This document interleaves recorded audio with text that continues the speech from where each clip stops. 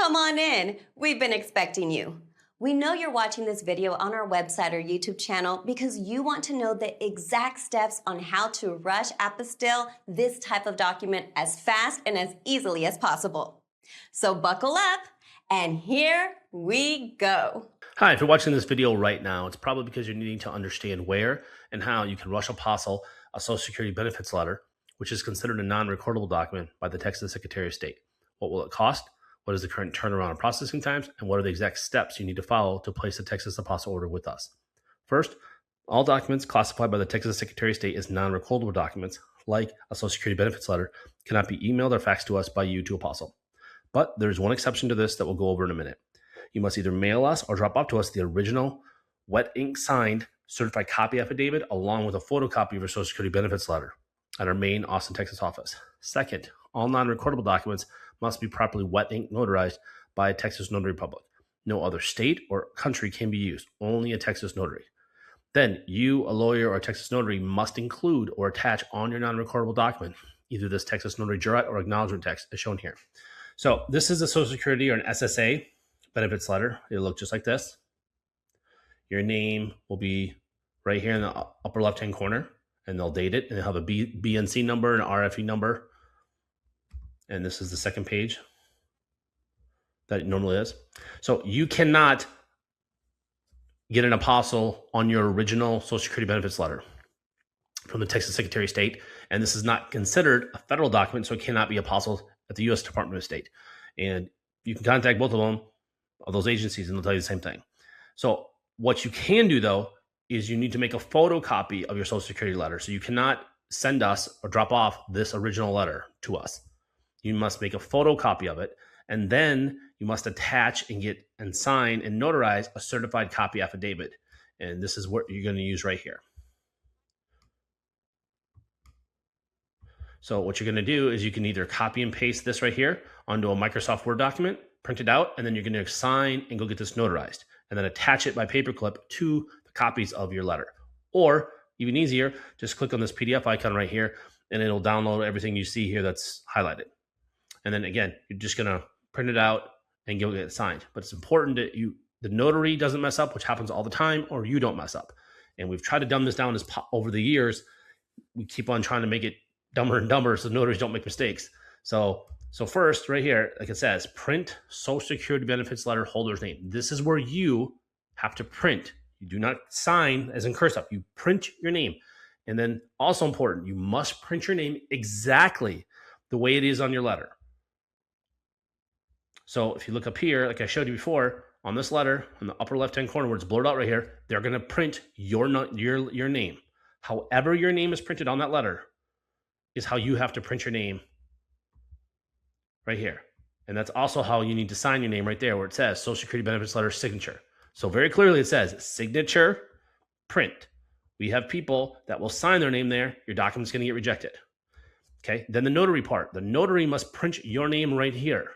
And they mess this up multiple ways here. Again, it says print Social Security benefit letter holder name, just like it is here. So whatever you put here, however your name is printed right here, it has to match right here. And there's two mistakes that notaries make all the time, and they're not paying attention. They'll print their name there, the notary's name. Your document's going to get rejected. Or they'll have you sign your name right there. Also, your document's going to get rejected. Okay, or they'll print your name wrongly. Maybe it'll be something on your driver's license and it's not like it is on your Social Security letter. And normally you want to use your driver's license, but if it doesn't match up with your Social Security letter, it's going to get rejected. So whatever's on the Social Security letter, that's important. And then the notary signs right here. So very important.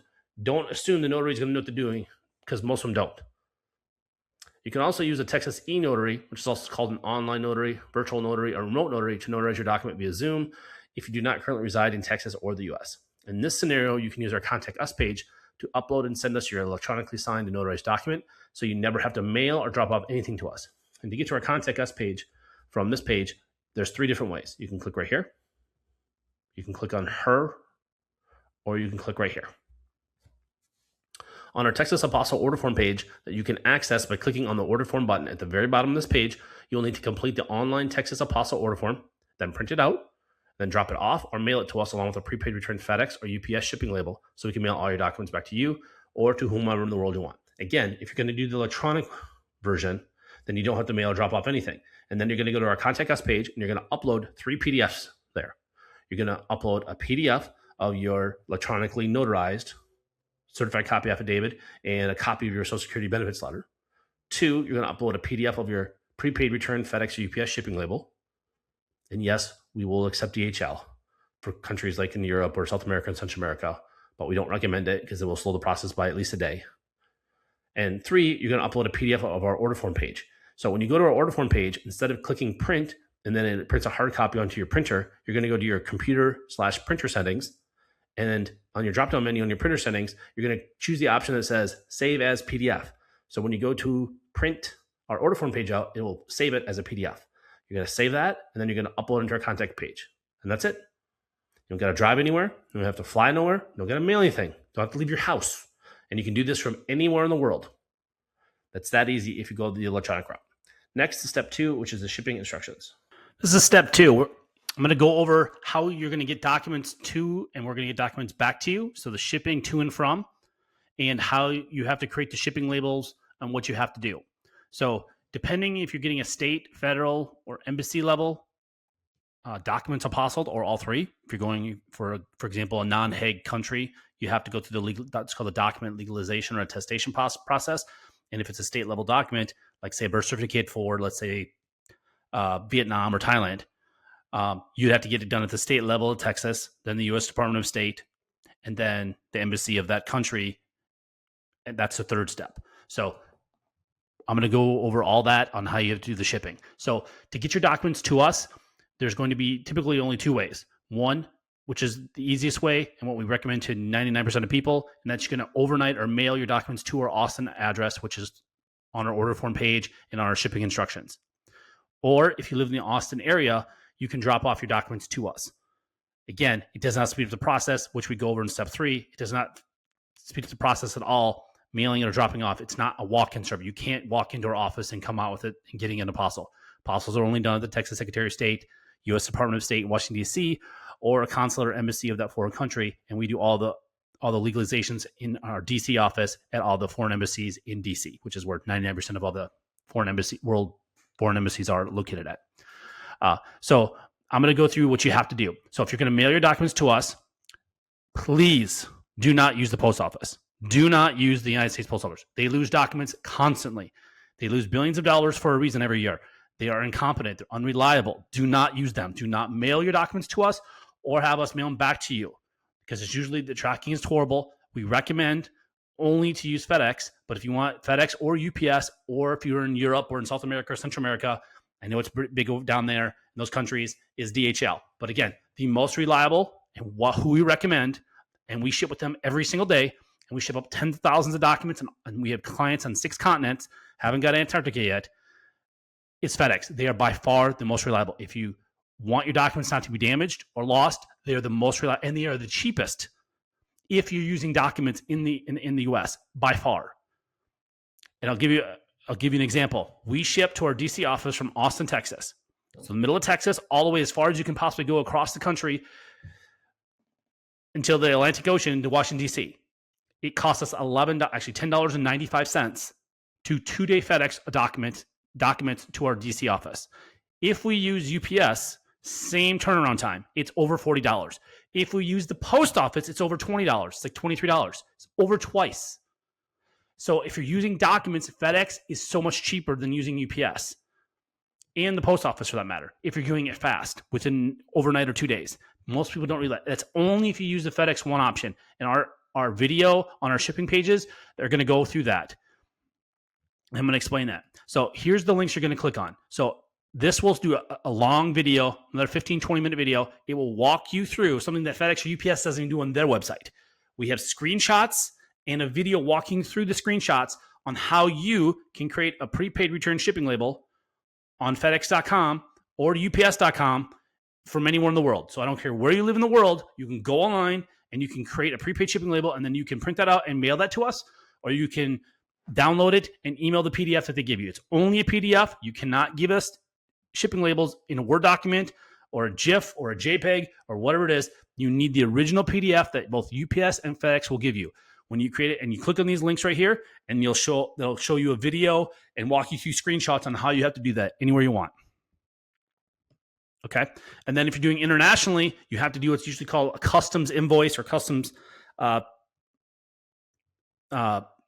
receipt that you have to do. You click on these ones, this one for FedEx and this one for UPS, and we already have a pre-filled out for you template that you just got to fill out and then sign your name and date and put the date on it. That's it. It's already done for you. Again, depending on the country, they don't normally need this, but we always do it just in case. We tell you to do it if you're shipping internationally, for shipping your document from the US to another country. For example, Mexico doesn't really care that much, but you can do it anyways, but they don't really care with FedEx. But a lot of the other countries in the world, to get through customs, you're going to make sure you're going to want to have that. Okay.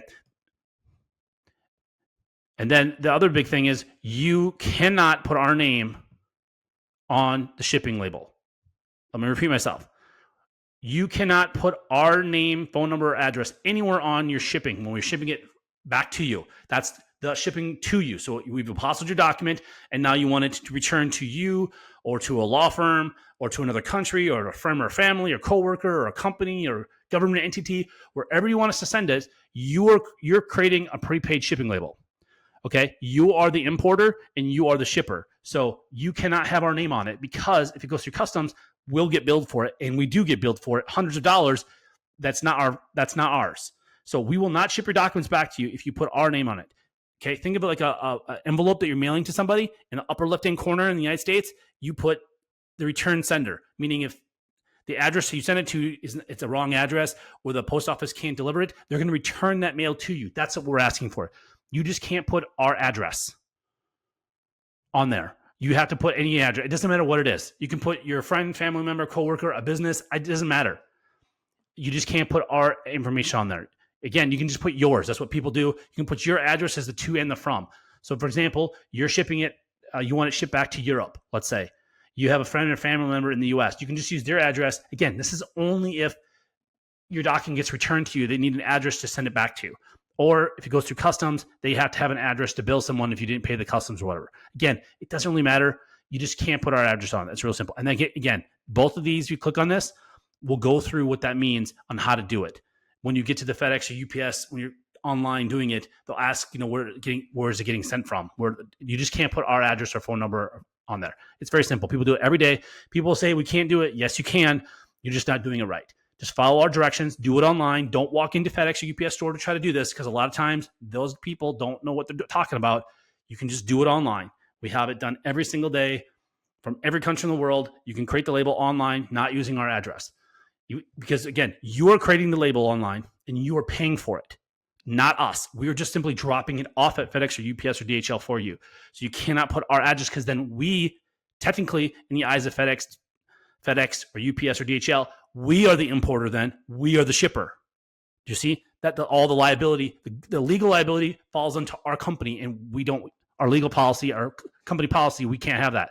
So do not put our address on the shipping labels. Very important, because we will not ship it 100%. We will not ship it back. We will contact you and say you have to send us a new shipping label. If you have it on there for international orders, our address and phone number and name cannot be on. Specifically, if it's going for international, we will not ship it back. So very important. If you're on a time crunch and you need these documents back, that's going to delay it potentially days for you to get us a new label and us contacting you. So please follow these directions and do not put our name or address or phone number on this prepaid shipping label. So yeah, that's basically it on shipping. It's, again, very simple. You just give us, again, if you're going to drop off documents to us, make sure you can also drop off to us, and then you can also give us a prepaid shipping label, and we'll ship them back to you. So you drop them off. You don't mail them to us, but you drop them off to us, but you want to mail them back to you.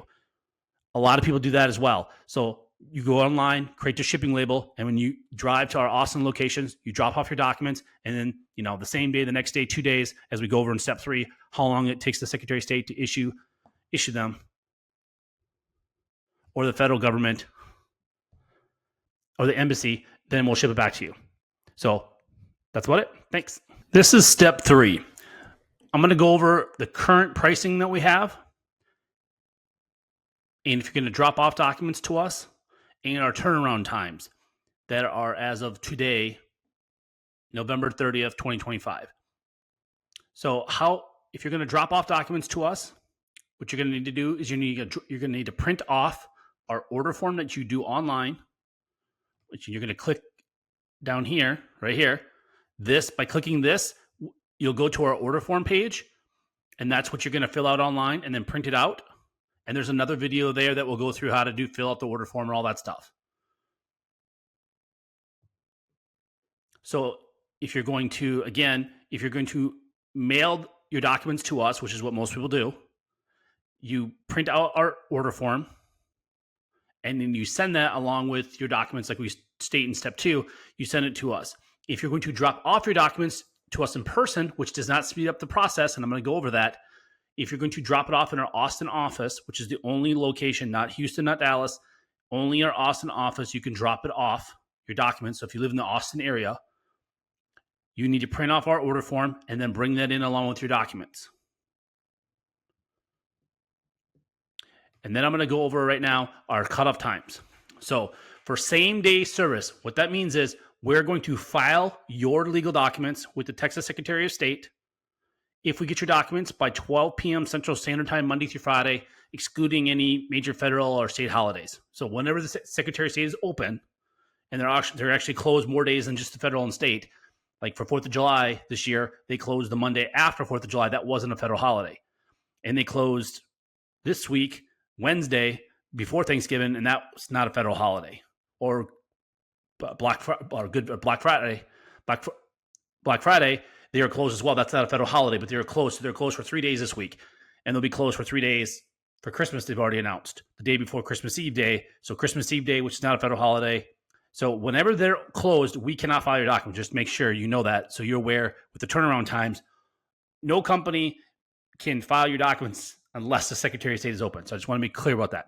So if we get your documents by 12 o'clock Central Standard Time, Monday through Friday when they're open, we are going to guarantee if we get them by 12 o'clock, we are going to file them with the state of Texas. Then, depending on their turnaround times, they change. We don't control this. No company, no person controls how fast they're going to turn them around. As of right now, and we change this every single month. Like right now, in a few hours, this is going to change to December 2025. So if you're watching this video in the future, in 2026 or 2027, forget what you're seeing on this video. Whatever it says right on this page right here, this is what the current turnaround time is going to be for the Secretary of State. And I'm going to go through this on our examples. So as right now, November 2025, it takes between 0 and 2 business days for the Secretary of State to issue apostils on documents. And I'm going to explain what 0 days means. Okay? So we give some scenarios here. So if we receive your paperwork by mail or drop off by noon Central Time, we're going to file your documents.